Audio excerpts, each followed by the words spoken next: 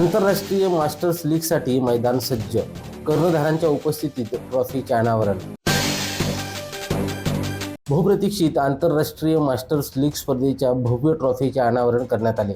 या खास प्रसंगी क्रिकेट जगतातील दिग्गज खेळाडू उपस्थित होते, जे त्यांच्या संघाचे नेतृत्व करणार आहेत.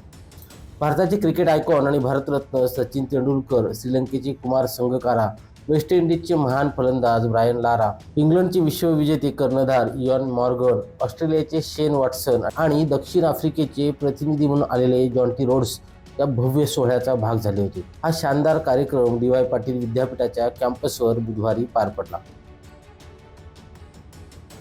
मनोज भिंगारडे, संवाद मराठी लाईव्ह, नवी मुंबई.